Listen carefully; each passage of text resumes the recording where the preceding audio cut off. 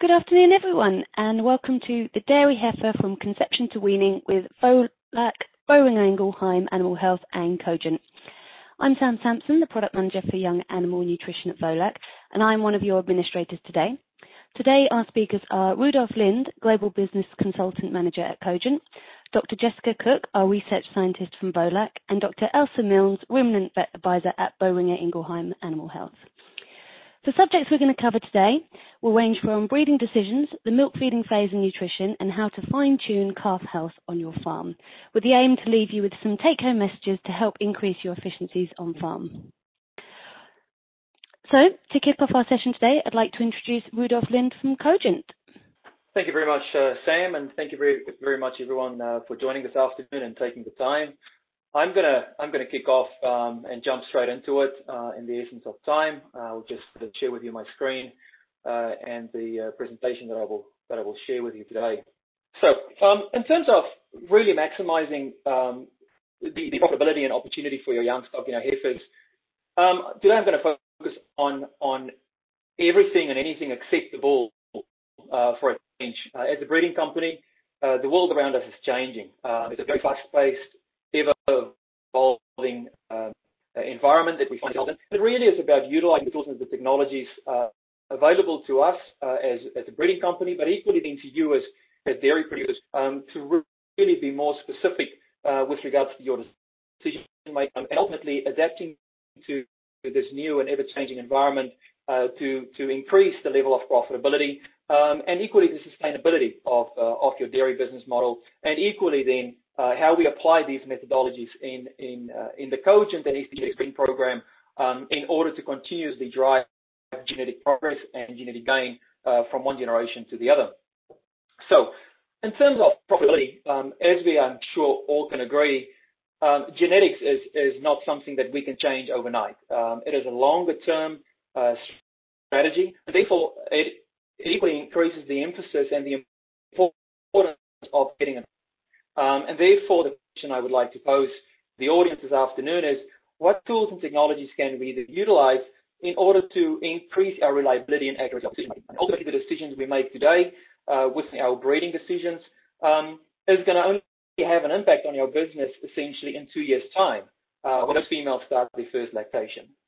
Again, as we all can, I'm sure, agree, there's significant capex investment going into heifer rearing, and therefore the question, how can we ensure that we invest our time and resources in the right heifers for our business, the heifers that's going to maximize the genetic progress in our herd and ultimately contribute to the longevity, the sustainability, and the increased profitability of our dairies. So if we can just continue on that profitability page, please. There we go.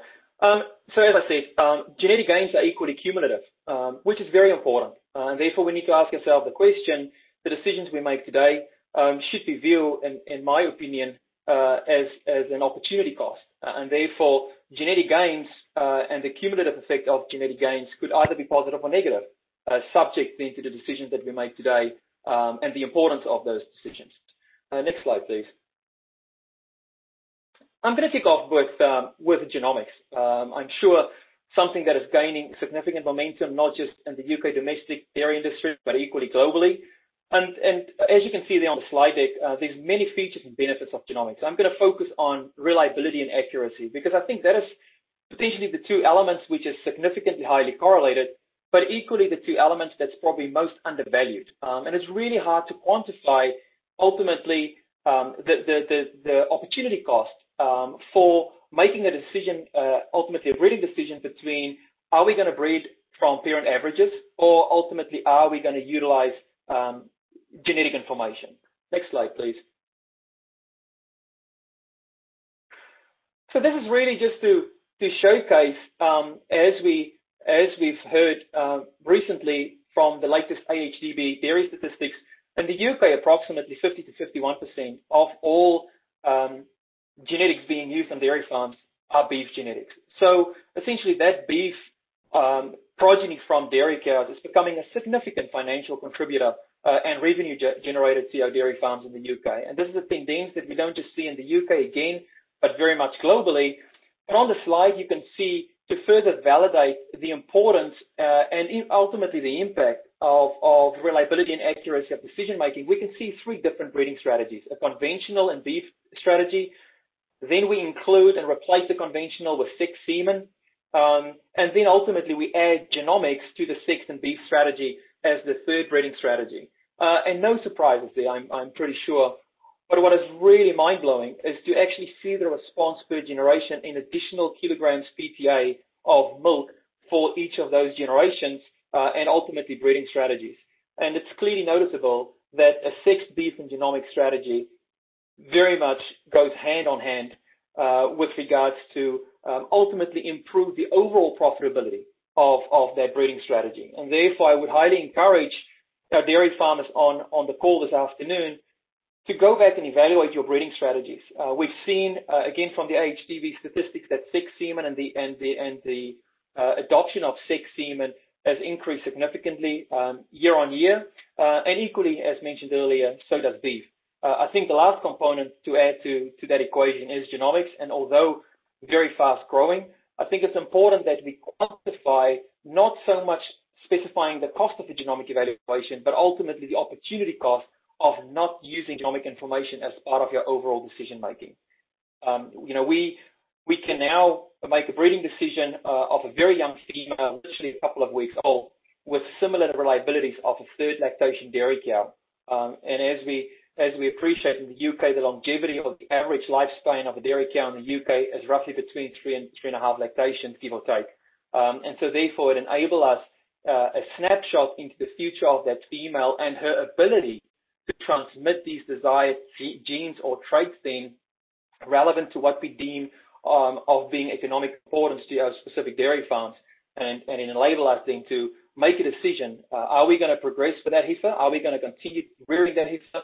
And ultimately, when that heifer reaches the age of the puberty and breeding age, what are we going to breed that heifer to? Is she going to go to beef? Or ultimately, is she going to be deemed as genetically elite and therefore breed the future generation and replacements from that heifer? Next slide, please. Just another example. I'm not going to focus too much and spend too much time on it, but just again, the quantification and really add some scientific-based decision-making between parent averages and genomic-based decision-making. And there's just another typical example where we can see the additional response from genomics in terms of kilograms of milk per lactation is roughly the equivalent of 81 kilos of milk over and above utilizing parent average-based decisions. And there's a very basic, simple explanation for this, and it ultimately comes down to reliability. If we make investment decisions and someone asks you, well, if you could make an investment decision into a bond and you've got a 35% reliability that something could pay off in terms of dividends, or you've given a 65 to 68% reliability, I'm pretty confident to say that we are all going to go for the higher reliability and accuracy in terms of our investment decisions. And I think we should all view our heifers and the next generation which we want to breed from in the future of our dairy businesses in a very similar manner. The amount of capex, as previously mentioned, that is invested into this young stock and rearing facilities and time and resource, we really need to utilize these technologies available to us to maximize our return on investment. Next slide, please. Here's a typical example of just a quick analysis that I found the other day. This is a real-time example of a dairy farm. And we can see in the first two columns, the first column is parent average PLI, our national index. The second column is the breeding category in terms of, based on the parent average PLI, what this female was then deemed to be bred to. Is she going to be bred to sexed semen, or is she going to go to beef, where the cutoff essentially for PLI was around the 400 mark? Based on the genomic evaluation, the third column, the genomic PLI, we can see that there's a variance in the last column of about a negative 167 all the way down to some positives as well. And then we can also see in the revised breeding category how that has actually changed. And this is the opportunity cost that I've mentioned earlier. If we make breeding decisions based on parent averages, there's a significant chance that we potentially are going to breed a female to the wrong category of product, which will have a significant impact on our business. Imagine yourself if you breed some of your elite females to beef, where essentially she should have been bred to sexed semen in order to advance and continue your genetic progress. to increase your response to your selection, but equally intensify your selection on your female population. That could be an enormous and significant cost to your business. And like mentioned earlier, keep in mind genetics and breeding decisions are cumulative. And therefore that is a significant lost opportunity and equally opportunity cost to your business. Next slide, please. The other important factor to take in consideration is the importance of fertility haplotypes. Now, this is something that we continuously learn of. You will see in all of your bull catalogs from many companies. They list all of the HH or the Holstein haplotypes, the same with Jersey, the same with Ayrshire and Brown Swiss. But ultimately, this has the opportunity, these haplotypes, if we breed carriers to carriers, has got a significant opportunity to breed future carriers and then equally loss of early embryonic deaths as a subsequent action and outcome from breeding these two carrier types with each other. What I'm saying here is not that we should, although we would like to, moving into the future, eliminate the carrier types in our male population, but we are yet to learn so much about our female population. And therefore, we now have tools and technologies, starting with the genomic evaluation, to identify the females in our active population, which are known carriers for these fertility haplotypes. We already know the status on the bulls, and therefore we've got programs, mating programs that can prevent these carrier matings from taking place, meaning we don't have to eliminate them, but we can actually manage them more effectively in order to still use a potential bull who might be a carrier to capitalize on the economic benefit that the bull offers in terms of other production and health traits. Next slide, please. The other very important factor that I've mentioned is the interpretation of genomics. And a question we continuously ask ourselves as a global company: how can we make the information provided to you as a dairy farmer more tangible, informative, interactive, which will enable you to utilize these technologies on farm in a way that you can interpret and understand it in a very simplistic manner, more so from a time perspective. You want to make decisions as easily and as readily available as possible. You don't want to spend too much time on it, and therefore, if we go to the next slide as well, the slide deck that is presented here is very much allowing you the opportunity to log in, view your results. As we can see here on the slide, it's fully informative. You can view it by drop-down menus by trait. You can see the progress or lack of progress, and this enables us as a company and a breeding consultant on farm to really offer you insight, but equally guidance and advice on future breeding decisions. Next slide, please. And equally, we can then look at sire effects to see which sire's daughters, based on the averages for a selected trait, are really carrying through the generations. Which sires has been working really well for us, which will equally then also influence our future decision making in terms of which bulls or then which sires from which bulls and sons of which bulls, and equally females from these sires should we potentially be looking at for future generations and breeding potentially replacements from. Next slide, please. This is really, as I refer to, where the rubber hits the road. The slide that was just presented allows us the opportunity to give us a snapshot and an insight, and we can play around with the interactivity of the genomic results. But this enables us to select a specific date range, either on an annual basis or month by month, where we can select and deselect and really put selection pressure on our female population. We can select the number of desired animals that we should be breeding to sex semen, and then we can also see in the green box there is the number of eligible females that we can breed from. We can rank these females by index, or equally we can select 5 desired traits from a range of all traits available in the UK, production and health traits.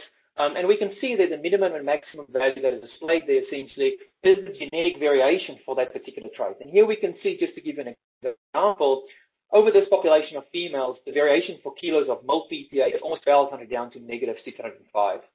And you can see there for fat, fertility, type, other composite, there's a significant amount of variation, and variation is good. We should see that as a positive, because the more variation, the harder we can drive our selection intensity and our response to selection ultimately in our female population. And we can then, in the tool and in the portal, we can select the parameters in order to achieve that net desired number of females, and that essentially will be the population that we would advise you should be breeding your next generation from.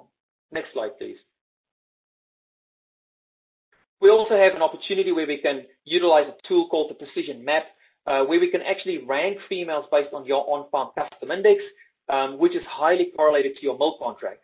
It has also got a strong correlation towards PLI. However, what we are changing and amending is the actual monetary value specified by your milk processor, and we've got a range of milk processors on this tool to alter the monetary value for milk kilos, fat, and protein, to really drive the customization on farm and then rank the females and males accordingly, again, to just take that next step forward in terms of customization to be more specific with our breeding decisions. Next slide, please. Here we can see the entire herd, and we can see ultimately, as we refer to the ultimate breeding strategy, which really comes down to which proportion of the female population are we going to breed to sex semen and which population are going to go to beef semen. Next slide, please.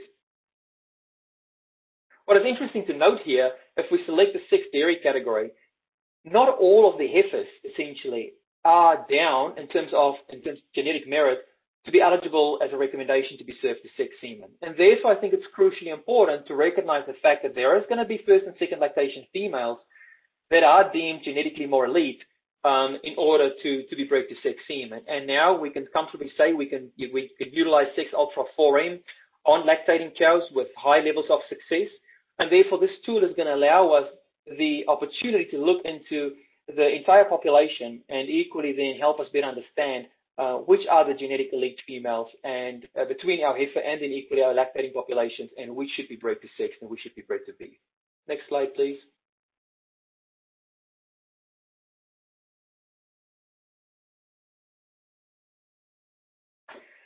Now, for our grazing farms and for our spring and autumn block calvers, we also have a similar approach, although not in the form of this specific map tool, but in the form of Sex Ultra 4M Fresh. This product has enabled us to really increase our value proposition to our spring and autumn block calvers, whereby obviously conception rate and six-week calf rate is a crucial KPI for you that do have a block calving herd. Now, this enables us with this fresh product, whereby we've seen on average a 5 to 6% increase in conception rates or six-week in-calf rates, to really maximize our in-calf rates early in the block, which additionally will give us then days in milk. Most of the elite bulls, as you can see there on the slide deck, for multiple breeds is available in this fresh product. And that ultimately is ways that we support our grazing systems essentially in the UK to maximize not just fertility, but equally profitability, which leads to, as I mentioned, more days in milk. But then also, if we lead into the next slide,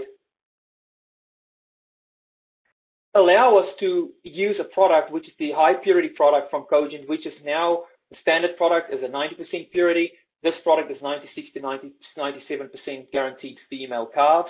As we appreciate, again, from a time perspective, in a very tight calving block, we need to maximize as many heifers as we can early in that block. And this product really is suited for all markets, essentially, but in particular for our grazing customers, to maximize as many replacements as they can early in the block by using potentially this high purity product for maximum conception of the fresh, but equally to combine that with a high purity product to maximize the number of female calves early in the block. Next slide, please.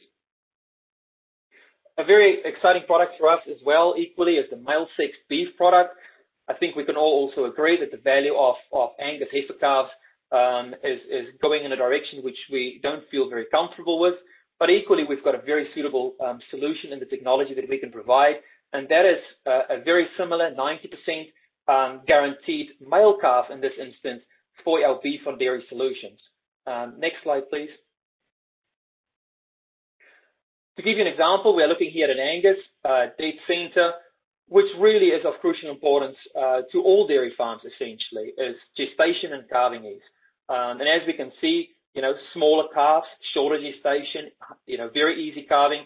This is the type of product that I would like to think is a very suitable value proposition in that male sex beef from an Angus breed perspective, to also enable you with that peace of mind to use a male sex beef product, on your both heifers, but equally on your lactating cows as well. Next slide, please. Just another example for a British Blue. Again, one of the, if not the shortest gestation bulls in the breed at 277 days. This really, as we have seen with a lot of usage of this particular sire on farm for both on crossbred females, on black and whites, that shorter gestation, easy calving, smaller calves in that male sex beef product really enables you, especially if you're a farm, even a block calver as well, where you are farming with some crossbreds, to add some value in that crossbred calf as a beef on dairy solution. This definitely is something that I would encourage you to pay close attention to as a potential opportunity for you to further increase your profitability of your business and suitable solution. Next slide, please. Last but not least, I'll just spend a quick few minutes before I hand over to Jessica on ecofeed. If we go into the next slide, I'll just give you a brief context and understanding of ecofeed. We've been heavily invested in this program for the last 7 years. But what we've realized is on dairy farms, there are two crucial factors for consideration. And that is obviously cost and profitability, and then environmental sustainability. What we've learned through this program is there's a significant variance between females, irrespective of size, body conformation, or then breed, in terms of their ability to convert feed into usable product. And therefore, we've also acknowledged that on dairy farms, the biggest cost driver, between 50 and 60% of the total variable cost is feed. And therefore, we now have genetics that is available in Cogent, through Cogent in the UK domestic market, bulls that is designated ecofeed, meaning that the daughters of those sires will be classed as being more feed conversion efficient based on a model of residual feed intake, which is the only current direct measure of feed efficiency, irrespective, as I mentioned earlier, of the body size and frame of a particular animal. We've learned that a 550 kilo Holstein Friesian could be as equally feed efficient as a 750 kilo Holstein Friesian, because what we measure through individual feed intakes and the feed nodes, by accounting for metabolic body weight, is in fact that we measure output relative to the conformation and the body size of that animal. And therefore, we essentially account for the breed, the age, the average daily gains, and therefore we can measure the actual feed intake versus the expected intake of that particular animal. Next slide, please. We can skip to another one. Here's just a typical example. We've got 3 heifers. We can see that their initial body weight is relatively similar with no statistical significance. However, what we can see based on their similar body size and performance, that their average daily gain is again very much on par. And so what we measure, as mentioned earlier with residual feed intake, is we can now, based on the individual body weight and average daily gains, keep in mind, we measure the feed consumed in order to achieve those average daily gains, not the performance essentially over and above. So it's really determining, based on the initial body weight, what they are expected to consume, and then we measure the actual consumption relative to the amount of feed that they've consumed. Next slide, please. And there we can see that actually the EFI on these females are very similar between these 3 heifers, but the dry matter intake essentially varies considerably.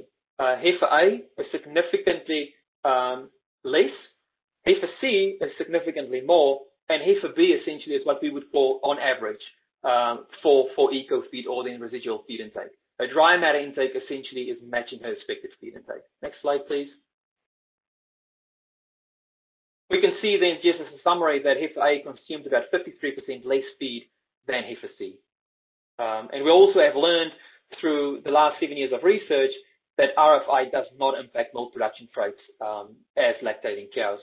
We've got a very small data set at the moment on lactating cows, but statistically significant on energy-corrected milk between a heifer RFI and then the impact on milk production as a lactating cow. We can confirm that there's no correlation or then essentially a negative or positive impact. Next slide, please. We can skip one more. The other benefit really is coming into the environmental aspect, and that is also the strong and direct correlation between feed conversion efficiency and sustainability. And we can see in terms of measuring greenhouse gas emissions, but more specifically methane in this instance, that heifer C, due to her lack of ability to convert feed more efficient, actually produces about 51% more methane, which I think is considerable, considering the immense pressure that the primary sector, both beef and dairy, are under with regards to reducing our global environmental footprint. Next slide, please. And just to summarize on ecofeed, which will be my final slide. Ecofeed currently is the largest feed conversion efficiency database of a single operation. What we've learned is high ecofeed heifers can consume up to 24% less feed per day as fed, which is the equivalent of 4.7 kilos. What we've learned, there's no final difference in body weight or average daily gain. As I mentioned earlier, we account for the metabolic body weight, which accounts for a range of variables that makes up the size, the body form, and the conformation of that animal essentially. But what we measure is their ability between the expected feed intake and the actual feed intake, and how well they can convert that feed energy into product. And then, as you will see in the bull catalogs, a bull's ecofeed value is determined from its growing heifer RFI values. That is pretty much me. I'm sure there will be more questions to be asked. I'll keep a close eye on the Q&As, and there will be time later in the presentation or in the webinar for that. But on that note, I'll hand over to Jessica from VOLAC. Thank you very much. Okay, thank you very much, Rudolf, and good afternoon. I am Dr. Jessica Cook, VOLAC's research scientist. I'm responsible for the young animal research and development, feeding the latest scientific data into our innovations process for product development, whilst also using this data to provide the most up-to-date best practice recommendations for rearing calves and heifers on farm. So today I want to talk about calf nutrition, but I really want to set the scene to begin with as to what we're actually trying to achieve on farm. So to begin with, over the recent years, there has been numerous studies demonstrating that calving heifers at 24 months of age is beneficial to their fertility, their milk, and their survival. So if heifers calve down at 24 months of age, it helps them achieve their full lifetime potential. In addition to calving down at 24 months of age, we also need to make sure that they've got adequate body size at first calving. So heifers should calve down for the first time with 85 to 90% of their mature body weight. And this is really important for a couple of reasons. If heifers don't have adequate body size at first calving, there'll be an increased risk of having calving difficulties. But also in that first lactation, if you've got smaller heifers, they will have to continue to grow to a greater extent, and that nutrient demand for growth will be at the expense of their fertility. So it's key that not only do we focus on age at first calving, but also body size at first calving. It's therefore important that heifers meet key targets at critical stages throughout the rearing period to ensure that we hit both that age and body size at first calving. So if we know what we're trying to achieve, then we can work back from this point. So if we want them to calve at 24 months, they've got to be in calf by 15 months. So we need to start breeding from them at 13 to 14 months of age to allow them for more than one service for conception. At the point of first breeding, they need to be 55 to 60% of their mature body weight. In this example that I've got here, we're assuming a mature body weight of 660 kilos. So at first breeding, this heifer would need to be weighing 360 kilos. This equates to a daily live weight gain over the first 13 months of the rearing period of 0.8 kilograms per day, every day, to hit that target at first breeding. That kind of growth rate won't happen by chance, so we need to provide the young calf with enough energy and protein from day one to get it off to the best possible start to hit all those targets at the critical points throughout the rearing period. So we need to get them off to the best possible start, and there's a number of critical areas that need to be managed for success. So the environment, the health, and the nutrition of that calf will all impact on its performance. And Elsa is going to be picking up on the health and the environment environmental aspects a bit later, so I'm going to focus on nutrition. When we think about nutrition, we've got the colostrum feeding that is obviously fundamental to every calf. So we need to get the colostrum into these calves quickly. So ideally you want to be feeding the first colostrum feed within 2 hours after that calf has been born. We need to get sufficient quantity of colostrum into those calves. So they should be getting at least 3 litres of colostrum within 2 hours, and then a further 3 litres within 12 hours. And we also need to make sure that we're feeding good quality colostrum that is clean.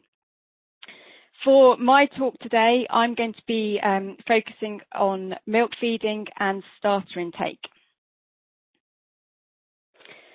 So the primary source of nutrition for a calf during the first 3 to 4 weeks of life is milk, and that's because starter intake will be minimal.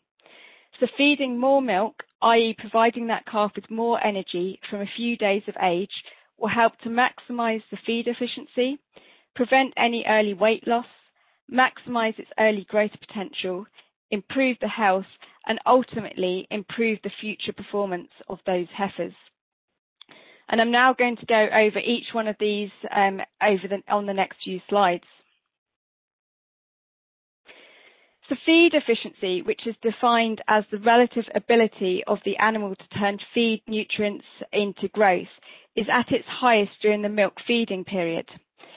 So you can see on this graph here that you've got, along the bottom, you've got the age of the animal, and then up the side, you've got the feed conversion efficiency. During that milk feeding period, so over the first 2 months of life, the feed efficiency is up at 50%. So what that means is that for every 100 grams of feed you put in, you would expect about 50 grams of growth out in ideal conditions. By the time you've weaned that calf, so from 2 to 4 months of age, the feed efficiency has dropped down to 36%. So for every 100 grams of feed you put in, you would expect around 36 grams of growth out. And then by the time you're breeding that heifer and she's in calf, it's dropped down to less than 10%. So you can see here that at 15 months, every 100 grams of feed you put in, you would expect about 8 grams of growth out. So it's very clear to see that for the same amount of feed you're putting in, as that animal ages, you're going to be getting less growth out. So it's really important that we take advantage of that high feed efficiency in the first 2 months of life and really maximise the growth potential of these young animals. The early growth potential has been demonstrated in some work that was done at Liverpool University a number of years ago. At this, in this study, there were 2 groups of calves. One group was being fed restricted volumes of milk, so they were getting 2.5 litres of milk twice a day. And then the calves that were fed ad lib were drinking on average 7.5 litres per day by day 5. And then this had increased to around 13 litres per day by day 26. The biggest difference when they looked at the growth rate between these 2 groups of calves was over the first 3 weeks of life. And you can see on this graph here, we've got age along the bottom up to 14 days, and we've got body weight up the side. For these restricted fed calves, so the blue line here, you can see that they actually lost body weight, and it wasn't until around sort of day 4, day 5 that they actually regained their birth weight, and then they began to grow very slowly. By day 14, these restricted fed calves had put on only 2 kilos in body weight, and over the first 3 weeks of life, they had a growth rate of only 0.17 kilograms per day. When we look at the ad lib fed calves, you can see that from day 2, these calves literally grew. By day 14, they'd put on 7 kilos, and over the first 3 weeks, they had growth rates of 0.72 kilograms per day. Now, during the first 2 weeks of life, the calf does experience significant health and environmental stresses, so they can be quite prone to lower growth rates during the first couple of weeks of life, and indeed they can be prone to losing some of their body weight. But this just demonstrates that if we feed calves enough milk in that first few weeks of life, they've got an enormous potential to grow. There's sometimes concerns that feeding calves more milk will increase the risk of scours. However, a calf drinking high amounts of milk may have more liquid feces, but this is not the same as diarrhea caused by a pathogen. And calf diarrhea is much more likely to be a problem related to an infectious agent or related to management such as colostrum, feeding or hygiene. And in fact, it's been shown that feeding more milk actually helps the calf to fight infections. And this is because mounting an immune response is a considerable energetic demand. So if you feed that calf more milk and put more energy into it, it's going to have more energy to put into supporting its immune system and mounting that immune response in the face of a disease challenge. This has been shown in a few studies, so a couple of specific examples here. Calves that were fed more milk were much better able to withstand a disease challenge from crypto and salmonella. And then also some recent data that's come out of the Royal Veterinary College in London has shown that the severity and duration of respiratory disease was reduced by feeding calves more milk. So it just shows that if we feed calves on higher planes of nutrition, give them more milk, it actually helps them to recover much more quickly when they're faced with those disease challenges. We therefore need to feed a larger quantity of milk to calves during the first few days after birth, but also the speed at which a feed plan reaches its peak milk allowance is important. We need to actually get those volumes up earlier on and increase the daily milk allowance more rapidly.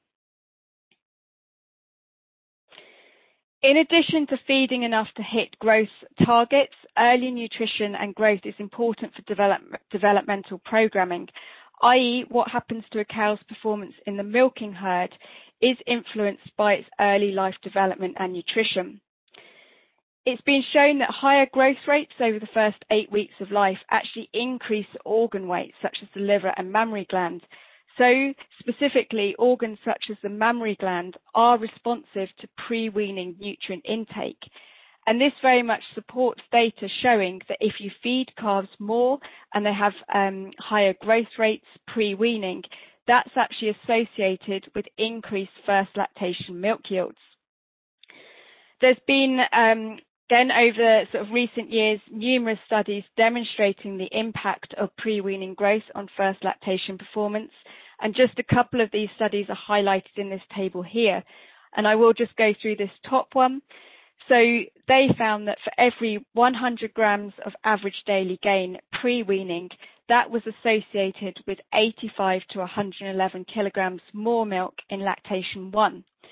So what that actually means is that if you had a calf that was growing at 800 grams per day in that milk feeding period, she would be expected to give 225 to 334 kilograms more milk in lactation 1 compared to a calf that had only been growing at 500 grams per day pre-weaning.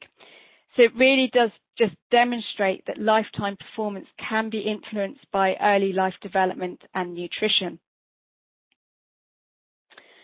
So how much milk should we be feeding calves? Well, traditionally we would have slowly increased the amount of milk offered to calves and then very rapidly wean them, perhaps over about a period of a week. But what we actually need to now do is flip that milk curve on its head.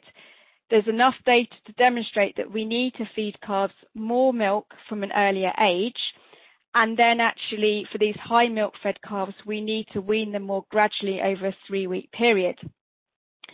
So looking specifically at this curve, following at least sort of 3 days of colostrum feeding, you want to introduce them to milk and initially start them off on 5 litres of milk per day. By day 7, this is when you need to be increasing those volumes. So as a minimum, feed 6 litres per day from day 7.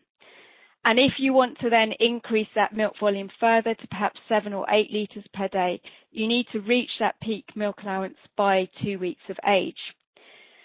Just a word of caution, if you are feeding on a restricted twice daily feed system, then the maximum meal size that should be offered to calves is 3 litres per feed. So if you are feeding twice a daily and you want to feed more than 6 litres, you perhaps need to think about introducing a third feed or consider using a computerised feeder where you can feed little and often. But by feeding these higher volumes from weeks 2 to 5, that's what's going to be supporting the calf's health, its growth and its development. But with the high milk-fed calf, we need to pay careful attention to the weaning process.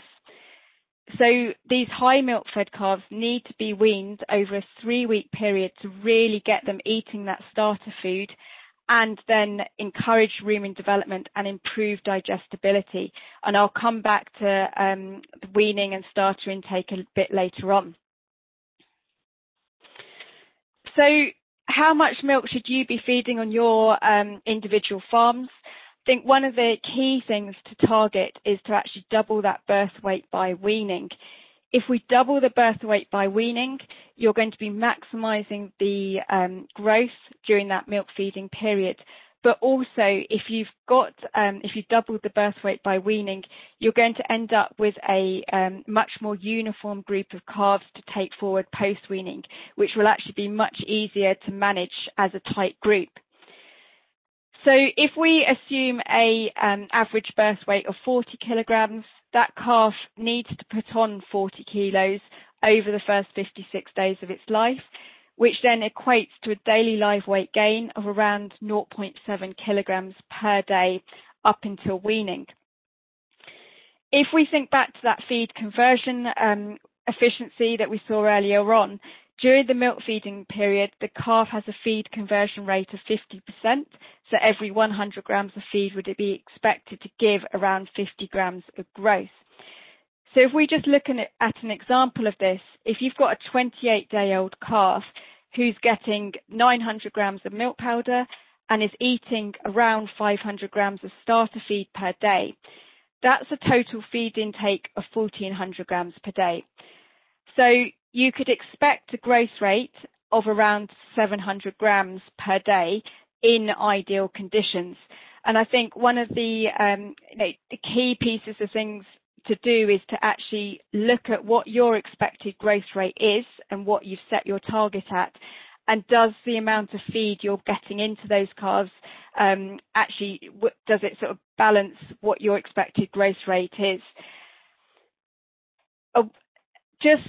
Again, when we're thinking about how much growth we can expect out, this is in an ideal condition. So this is assuming you've got a healthy calf in a warm, low disease environment.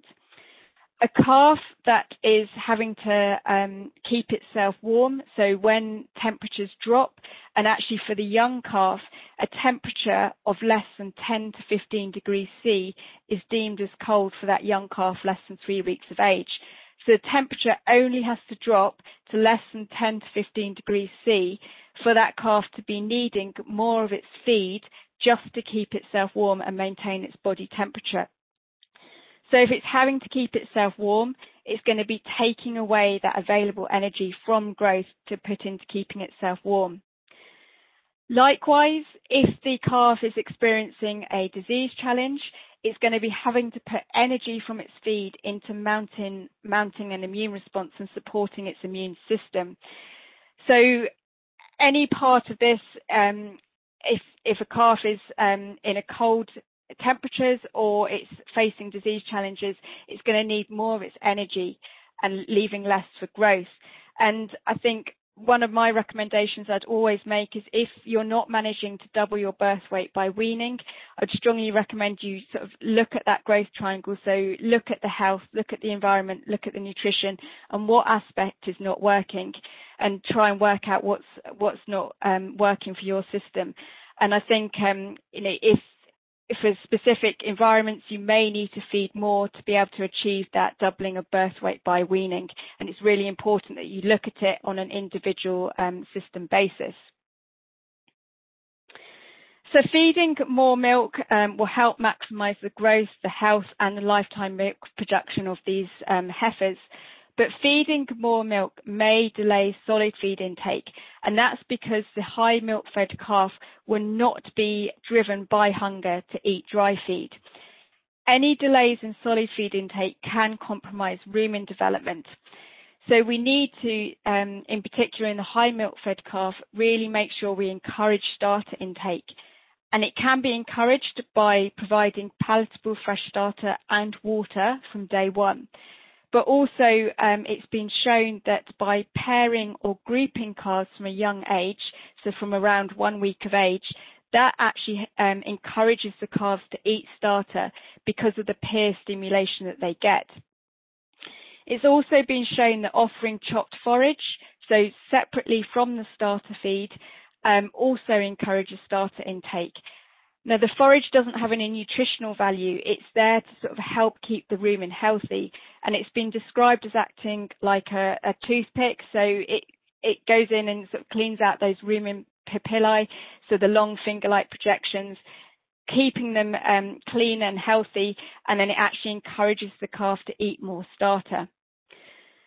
And then finally, reducing the milk offered over a 3-week period is important in the high milk-fed calf. And that's because if you are feeding higher volumes of milk and then you wean abruptly, yes, the calf will eat and increase its starter intake after weaning when you remove the milk because it will be hungry. But if it hasn't been eating enough in the run-up to weaning, it will have a poorly developed rumen. If the rumen's not well developed, it won't actually be able to utilise the nutrients from that dry feed post-weaning. So it's really important that we actually wean over a 3-week period. This will encourage starter intake, and you'll end up with a much better developed rumen at weaning, and then that improves the digestibility of those nutrients.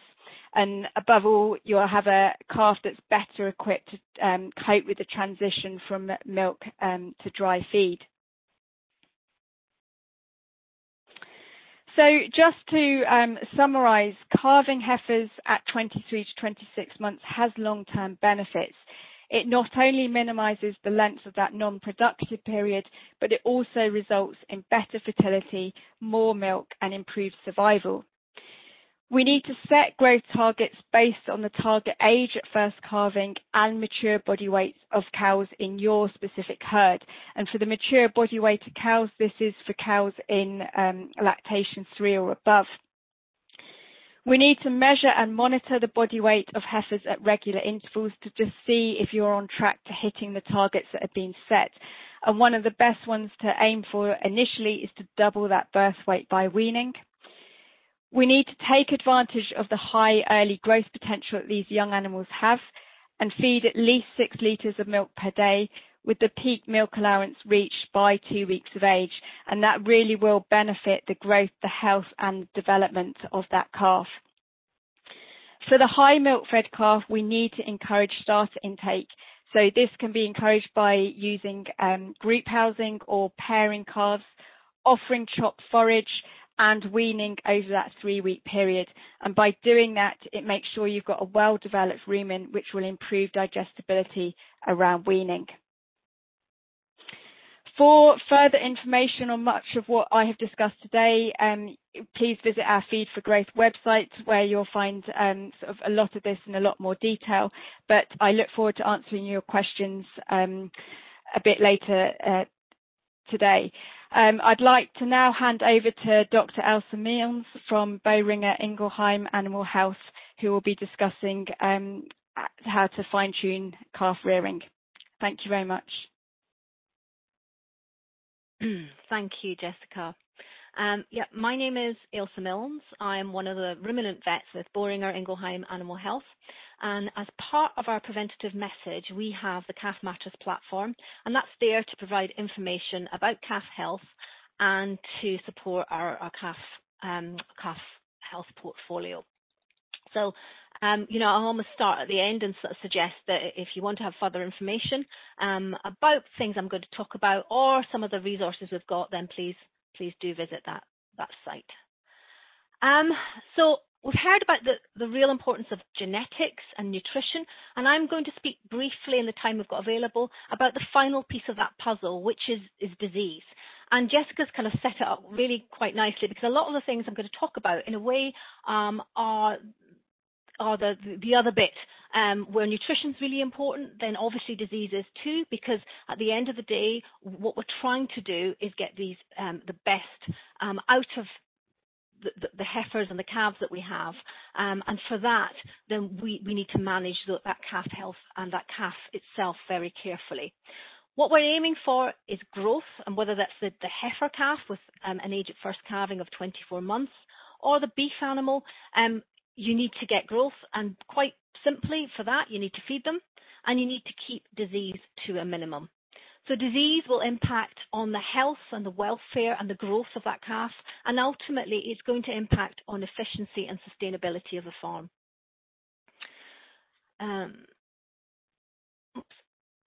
So this is actually Jessica's data I'm quoting here, but I do it quite a bit, and I thought, well, I'll carry on. So as you can see from that, with 15% of live-born heifers fail to make their first lactation, which is quite extraordinary. And further work, and recent work, from Nottingham University, has looked at a very large data set, millions of calves from the BCMS data set, and that showed that on-farm mortality, 25% of deaths occur within that 3-month period. And the figures by that 3-month period are on average about 4%, with the dairy industry having a higher mortality rate.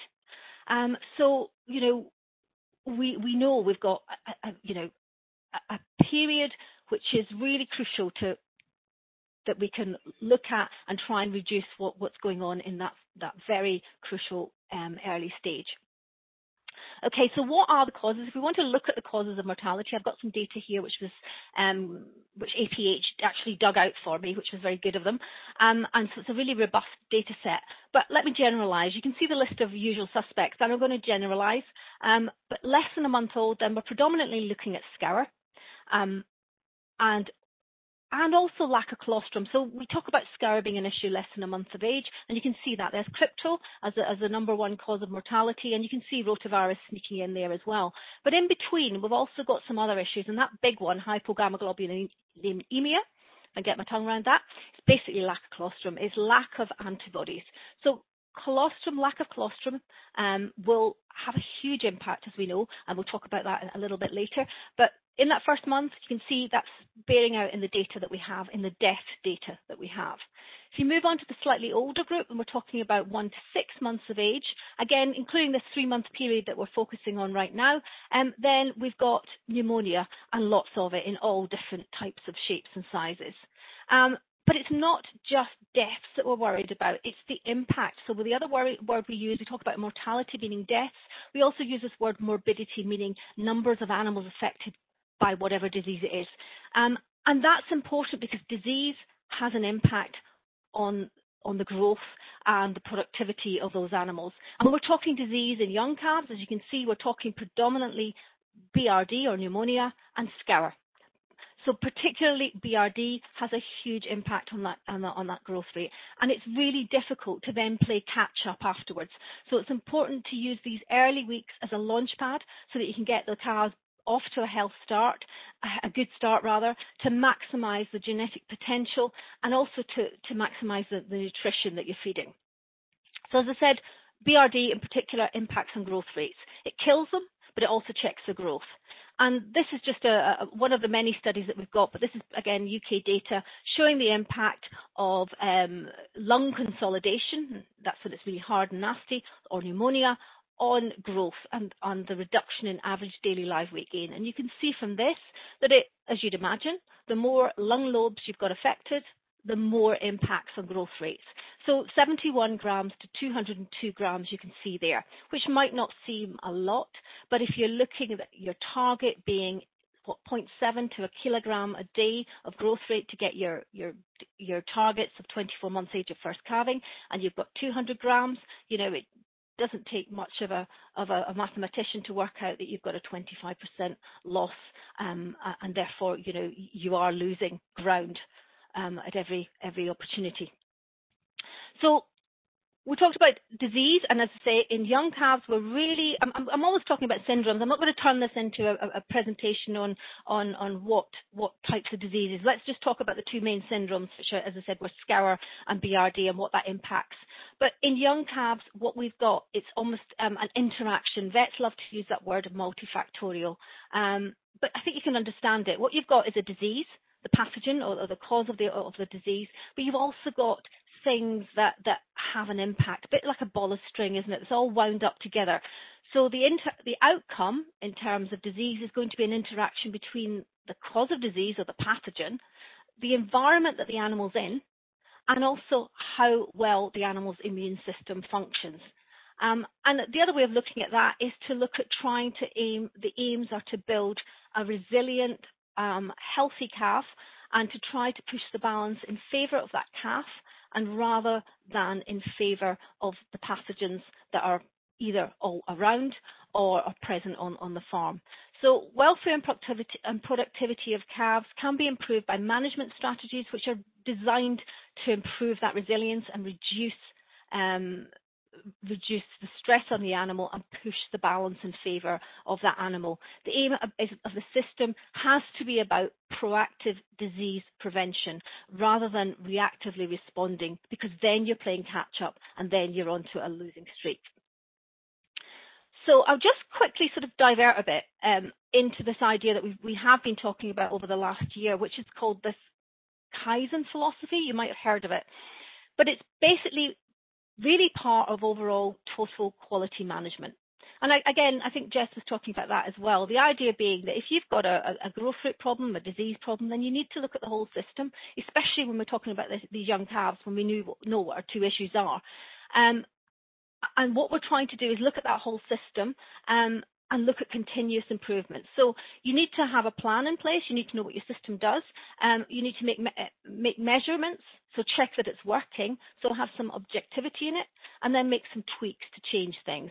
And this methodology is used a lot in business and various processes, and as you can see, it was used a lot in the car industry, but it's equally applicable to farming.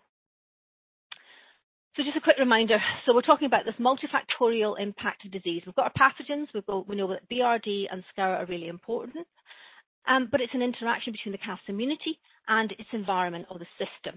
And so if we're looking at the environment, then the three main areas, when we're talking housing, will be hygiene. That's obviously important. It's important for any disease process. So hygiene from the pathogen's point of view, if you've got a very hygienic system, then you reduce the likelihood of the pathogens, whatever they are, staying around in the system to challenge the animal. And therefore, you're hopefully meaning that the animal's not going to be overwhelmed. But it's always part of that, as I say, that mix. The other bit is fresh air, especially with pneumonia. We're really, really keen to make sure that the animal has access to fresh air, but at the same time, reducing the impact of drafts, which can act in a negative way, especially with young animals. And we're also talking about moisture as well. Again, that interacts with in the environment in a detrimental way from both the animal's stress point of view, because it gives it an environment that's not brilliant, and also from the pathogen's point of view. So really, if you're looking at, like we showed at the beginning, like crypto, for example, little tiny parasite, which is the number one cause of scour, it loves unhygienic environments. It will thrive well in unhygienic environments, as will a lot of pathogens, and that moisture as well aids with the survival of your viruses and your bacteria. And temperature, again, it mixes into the environment for the pathogen, but equally, as I'll talk about, and Jess has already talked about, it has a really important effect on the calf, especially the young calf, because they are extremely sensitive to temperature. Now, we talk a lot about ventilation and this fresh air, but I'll just quickly, briefly talk about that. So the aim is to provide adequate fresh air without exposing the young calf, especially to drafts. And natural ventilation relies effectively on the stack effect. So what you're trying to do is to have this chimney effect in the building. Most of the time, as you know, the wind itself can drive air changes within the building. But if not, then you're relying on the stack effect. And that's where you have the animals producing heat. That then means that the warm air rises, filled with the pathogens that they're braving out, and cool, fresh air is drawn in from your adequate inlets. Now, the downside is that realistically you need some heat in that building to drive that. And young calves are not ruminants. They don't produce that level of heat. So again, you've got issues where you have problems with young calves in what appears to be a very good, well-ventilated environment, but they simply can't shift it. So in those areas, what we can be looking at is, and many people have, is the introduction of some mechanical ventilation to make sure that you're allowing adequate fresh air to come in, and to make sure that, again, that the calves are not exposed to drafts, so that you're not using things like the side door to be your supplier of ventilation, because that's when you have issues with drafts. I think Jess covered this off really well, but temperature, and we're being much more aware, I think, of temperature, is really critical, not just from the pathogens point of view, so that you have a nice area that the pathogen can survive well in, but because of the calf. So ruminants, you stick them out on a hill and they cope very well, but baby calves are not ruminants. And the lower critical temperature, as we've heard already, is practically tropical. It's 10 to 15 degrees C, which, if you think about this country, we don't see that too often. And obviously, a bit like everything, it's affected by other environmental factors like drafts and moisture. So if that calf is having to expend energy simply to keep warm, then that energy is not going into growth, and it's certainly not going into its immune system. So you've got effectively cold stress. And the temperature, the lower critical temperature, as I said, is affected by various things. So again, back to your environmental factors, if you put inadequate straw, or you put the calf in wet straw, or your drainage isn't right, then you're going to mean that the calf's lower critical temperature is higher than it should be, and equally cold, damp concrete. And you know yourself that if you're in a damp environment or a cold building, it's not good. You can feel the cold much more. It gets right into your bones. And this impact of temperature on calf health is something that we're being, it makes common sense, but we're being brought more aware of from research from both Nottingham, which is the slide here, and also from the Royal Veterinary College, where they've shown that mortality increases in cold temperatures. And so they've shown a direct correlation between deaths on farm and the temperature, with reduced temperatures associated with increased mortality. And if you were to replicate the optimum environmental temperatures, then the mortality in those calves could be reduced by 2%, which is shown on the slides. And what that equates with this data set was the potential to have about 37,000 fewer deaths, which is a huge welfare issue, as well as having those financial implications. So realistically, back to those things, we know that temperature's got an impact on the calf's health and on its mortality. So there's things that you can then do. If you know that, then you can do things about that, whether that's bedding, whether that's calf jackets, whether it's using heaters, but making sure that the microclimate that is in the calf house is suitable for that calf, so that you're making sure that you're helping the resilience of that calf, and you're not making it be subject to cold stress, which, as I say, is hugely detrimental. So we talked a little bit about pathogens without turning it into a gory presentation on what does what, but scour and pneumonia, they're fairly ubiquitous causes, and they're present on most farms. Talked about the environmental factors, and then I just want to finish off on immunity. And what can we do for a calf's immunity? And I think we've already kind of chatted a bit about that earlier, because colostrum is probably the single most important thing that we can do for the calf. It's absolutely essential. And also vaccination, which I'll talk about a little bit as well. We want to reduce stressors, and I know it's a big topic, but realistically, it's about producing the best possible environment. We know, for example, that animals kept in good conditions, born in the sort of warmer months, fed well and having adequate colostral antibodies, they do better. So all those things are important and we have to mix them in together.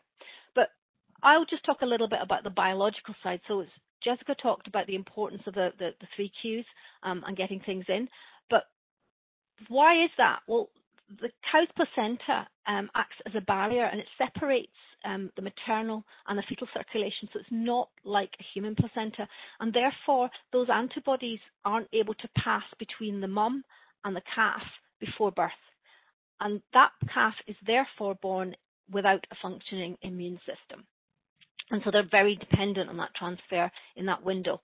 And what you've got is a neonatal animal, a little baby animal with not much of an immune system dropped into a farm environment. And that's when you can see why the environment's so important, why the hygiene is so important at that point of time. To get that colostrum in, it has a short window. The gut is only open for a very short period of time. Now that gut is open to these large immunoglobulin molecules. They're much larger than other molecules, but it means that the gut's also quite porous and also open for bugs and pathogens to come in. So again, hygiene, not just in the environment, but in the harvesting of the colostrum and in the storing of the colostrum and in the giving of the colostrum has got to be really essential because, as I say, you've got an open gut, an animal with no immunity, and also you've got that navel sitting there waiting to act as a portal of entry for disease. So get the colostrum in, have the best possible environment that you can, that the calf is born into, so that your maternity ward is as clean as it possibly can be, and get that navel dipped and dried off as quick as you can. And we know, it doesn't take a rocket scientist or whatever. There's lots and lots of data out there to show that if your calf doesn't end up with colostrum, if you don't kickstart that immune system initially, those are the ones that end up in the post-mortem room. Those are the ones, as is shown right from the beginning, those are the ones with the hypogammaglobulinemia, number 2 cause of death in calves less than a month old, and that's the ones that are shown through the PM room. So those are more likely to end up dead. We've known about this, we've known about all this stuff since I qualified, and we used to talk about 6 pints in 6 hours. But is it? But there's lots, as Jessica's talked about as well, and the logistics of getting that absorption into the calf. There's lots of things that can go wrong: timing, quality, all those bits. And therefore, we know that it's a really good point that farms can look at and see what's happening with them. Are they managing it themselves? And the recent data we've got suggests that, despite maybe best intentions, it's still not all calves are getting that really good start. So study from RVC showed that 21 calves had failure of passive transfer.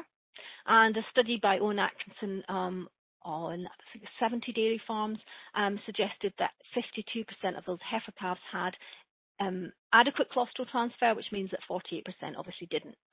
And it's not just the dairy herds. Recent work's been looked at in the beef sector, showing that 1/3 of herds had more than 20% of calves with failure of passive transfer, and so that's in the calves, that's in the herds.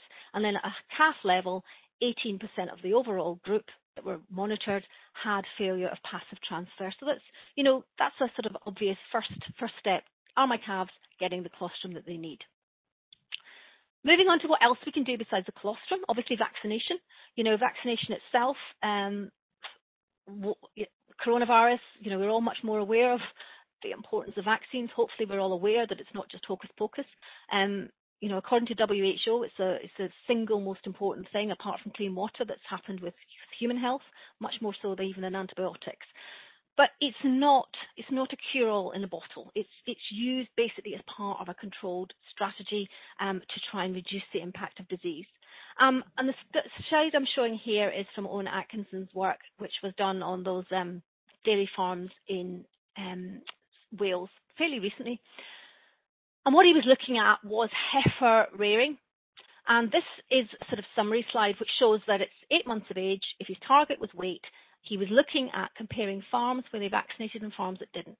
And you can see he's categorized it into 3 categories: where no pneumonia vaccines used, where some receive vaccine, and where the whole calf group receives vaccination or they use it all the time.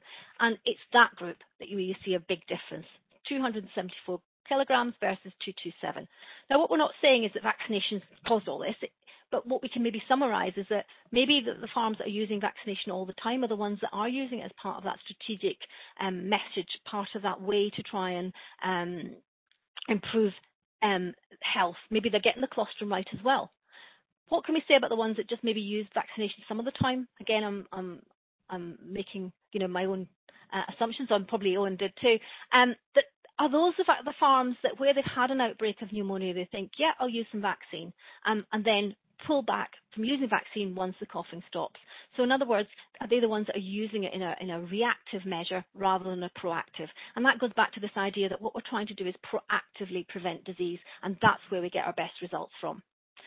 I'm not going to talk about vaccines. We obviously manufacture vaccines, but it's about that discussion with your vet and knowing your system. So again, back to that whole stuff about the Kaizen discussion, know your own system, know your pinch points, know when you're getting your issues and what the diseases are that you're getting your challenges with, and then make that vaccination program to suit you, and work with your vet as well so that you can get the best advice from them, and get the best out of it.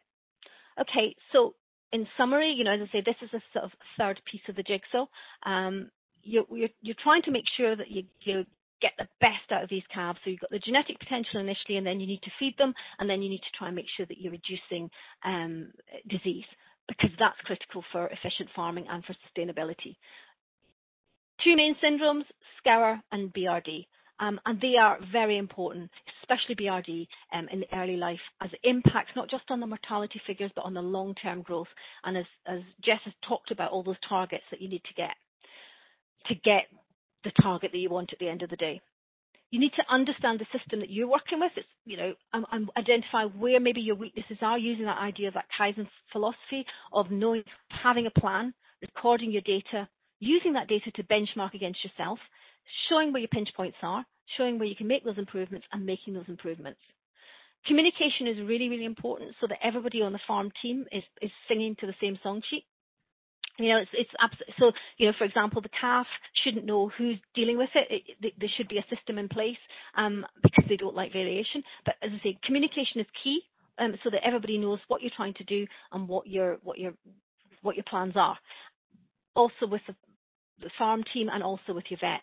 And again, bringing in your vet so that you're working with them for prevention and not just treatment. You want to make sure that you're trying to proactively prevent disease, because that's what's going to save you money in the long run, and it's going to save you in welfare issues as well. You want to keep monitoring, and you want to show the benefits of those improvements so that you can feed those back in, and that you can motivate the team and motivate yourself. And I think that's it. So thank you so much for listening. As I say, if you want to look at Calf Martyr's website, please do. There's some further information there. Brilliant. Well, thank you very much to all of our speakers. Now, we are at 1:30, which was the time we were going to close. However, if you'd like to stick with us, we are going to have a little bit of a question and answer session, which will be available in the recording post-event as well. So we've had quite a few questions come in, some publicly and some have been inboxed specifically. So, Rudolph, I've got a couple of questions for you specifically. So, if we go to Rudolph, are there many block calving herds using genomics in the UK and Ireland? More and more are considering and starting to apply genomics. To give you a typical example, what's starting to happen as a result of dairy bull calf practices on farm, what we have seen is an extended AI period effectively on farm. For instance, I'm dealing directly myself, and I'm involved with a few dairies which has extended the active AI period for the spring to 11 weeks. And they're now starting to adopt a true sexed beef on dairy strategy, meaning that for the first 3 to 4 weeks will be sexed only inseminations followed by beef. With regards to the application of genomics, yes, I think there is a place and a time for that, both domestically, UK, Ireland, and equally in New Zealand. There's a big application of genomics as well. I suppose it just comes down to individual farm preference, and if you feel comfortable when you do some form of deselection or selection intensification and put some selection pressure on your female population, are you comfortable by potentially breeding a female earlier in the block to beef instead of dairy? when she's not deemed as the genetic elite with reference to your population of females that is genotyped, and then at a later stage in the block when a female is eligible essentially for service to then serve that female with sex. What we've seen is there is a very good management practice to get around that, or to at least encompass genomics, and that is the majority of those females, that as you would know, when you're a block carver, there's going to be a spike as you lead into the early part of the season, and then there's going to be a later stage as well, whereby you will see an increase in heat activity. So it's just a matter of, are you willing to change, essentially? This is what I'm trying to say. Are you willing to change and adapt different ways of doing things to allow for the application of genomics in your breeding strategy as a block carver being under immense pressure in a very tight calving block? But yes, genomics are being applied as we speak. Brilliant. And another one for you we've got is the high purity sex semen running at the same conception rates as regular 90% sex semen? Yes, absolutely. It is the exact same product, essentially, in terms of the methodology.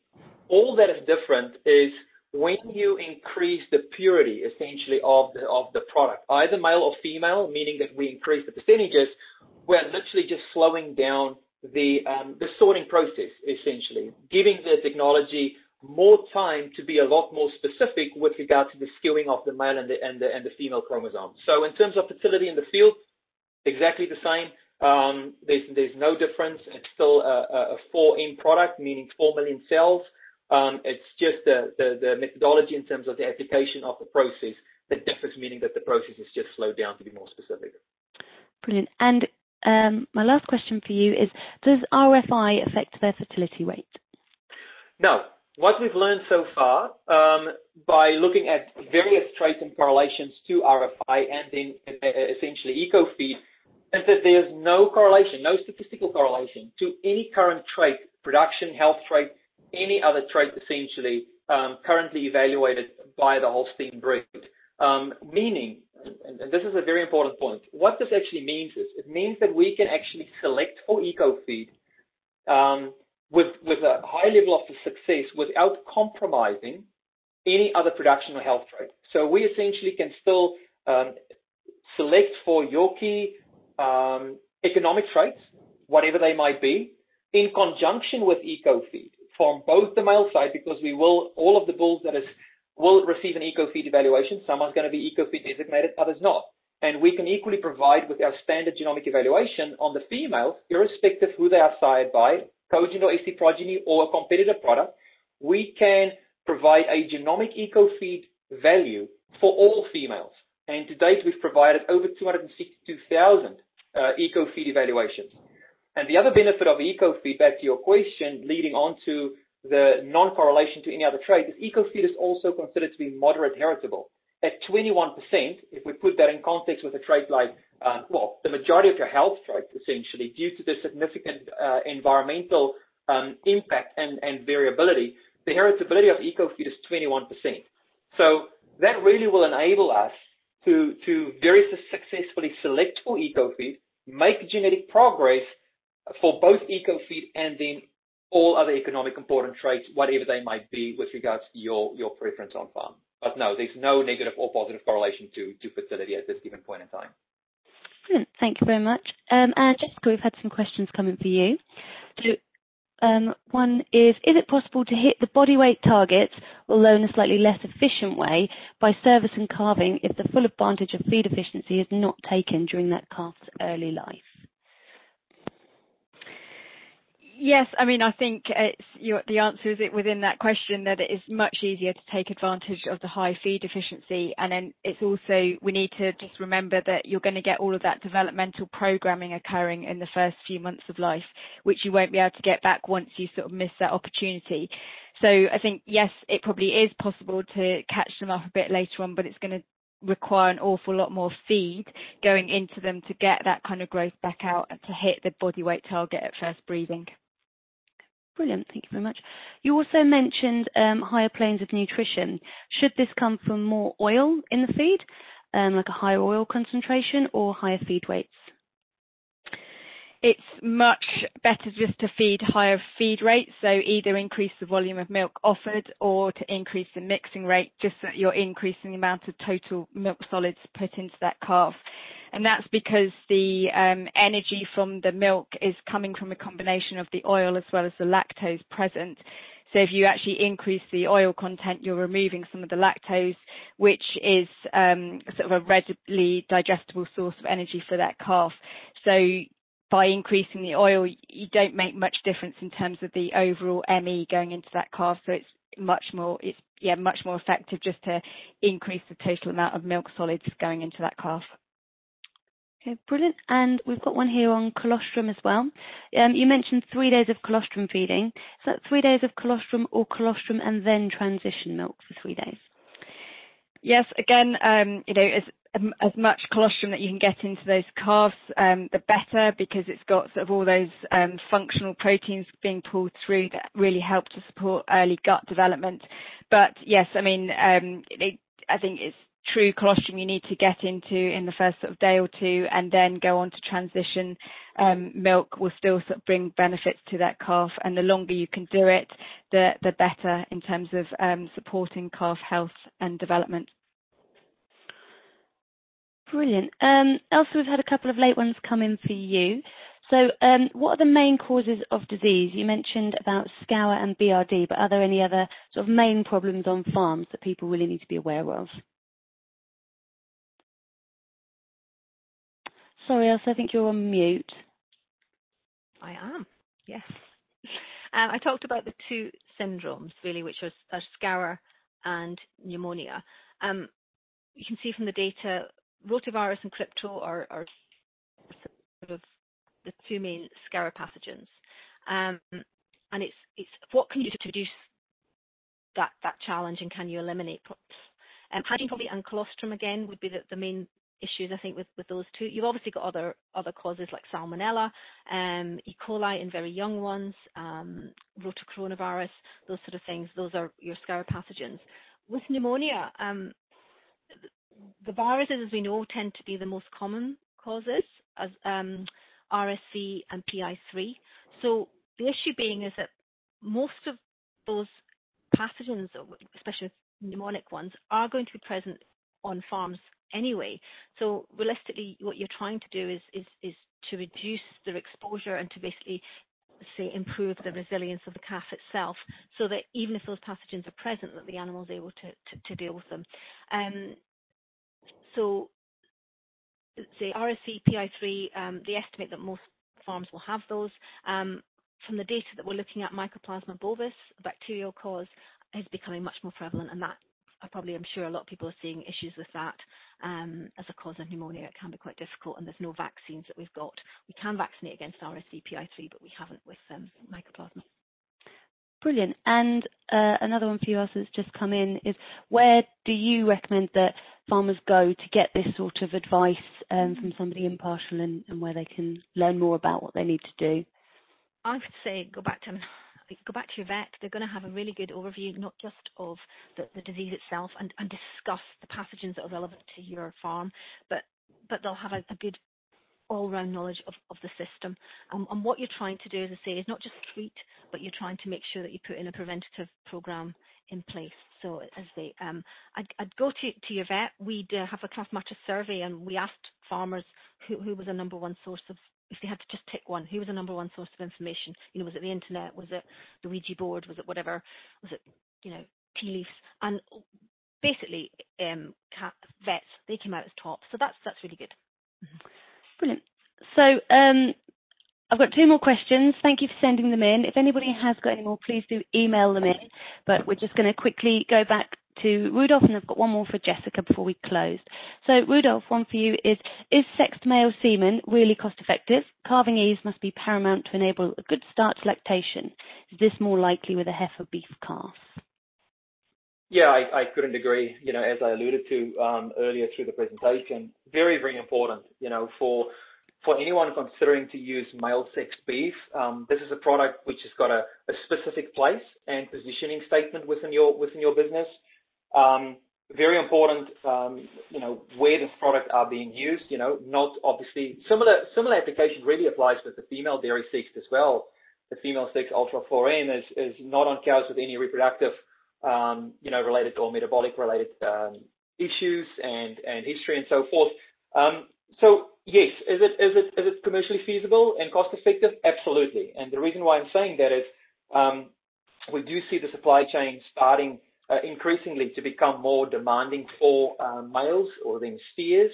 And as I said, I think we've got a very suitable solution even on heifers with the accuracy and then equally reliability of the calving data that we provide. Like the participant has questioned in terms of the calving use that is paramount for early lactation success and equally the setup of that female for later lactation. All of the bulls that we promote and market as beef on dairy specialists has gone a rigorous process of calving surveys. They need to receive at least a minimum number of 100 surveys before we will actually start marketing those bulls.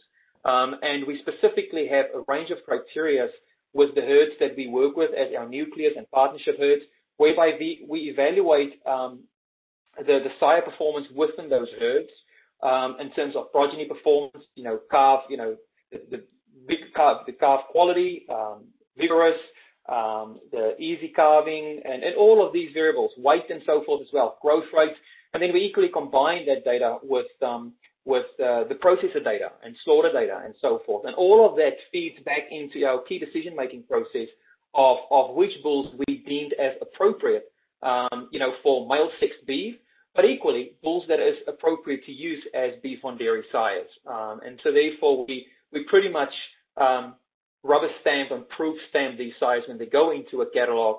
And I will just allude everyone to look in your bull catalogs, especially the Kaizen bull catalog. There are specific criteria, and we notify and highlight them very specifically, suitable for heifers, not suitable for later lactation cows. And that is the level of detail that we now start to encompass and incorporate with our beef programs to really make sure that we provide, as I said earlier, a reliable sire, so that our dairy farmers can use those bulls with ease and therefore mitigate the risk potentially associated with difficult calvings. Brilliant. Thank you very much. So last question, Jessica, this one came in shortly after your talk, but also I wonder if you've got an opinion on this as well. Is 10 weeks too old to be weaning? Are there benefits other than reduced cost to weaning at 8 weeks in regards to weaning and health? I think 10 weeks would be the sort of cut-off. I wouldn't want to go any older than 10 weeks in terms of weaning. So anything sort of between 8 to 10 weeks would be recommended.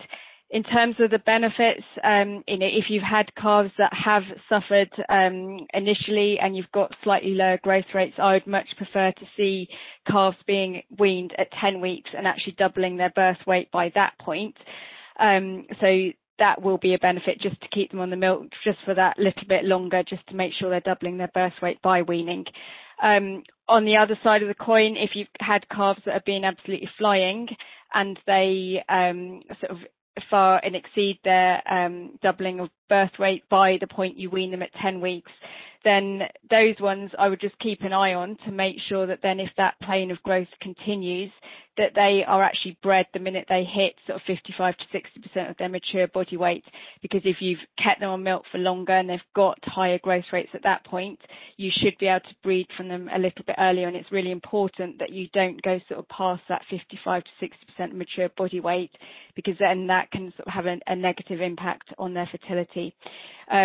The other last point on weaning at ages greater than 10 weeks of age, there is some data showing that if you keep them on milk beyond 10 weeks, those calves are actually at a higher risk of developing insulin resistance due to prolonged milk feeding, and insulin resistance can lead to increased fat deposition. And also, if you've got insulin resistance in these heifers, it can then sort of interfere with their fertility when you come to breed from them. So, yes, 10 weeks I'd be happy with, but no longer than that.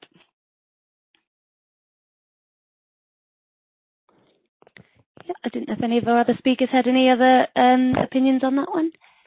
Oh, hi. I would just reiterate almost what Jess has said about the as an indication of your growth rate. So, why are you weaning at 10 weeks? And if there's something there that means that your growth rate isn't doubling in time, then it's a case of going back to the system and working out what's going on and possibly looking at your disease rates as well, and making sure that you've got things in place to make sure that you're monitoring and that you know what's going on in terms of disease. Because, for example, BRD is one of those things that's often subclinical, and you're just maybe seeing the tip of the iceberg. So therefore, you want to make sure that you've actually got the data there to make those informed choices and to know how to manage your way out of it.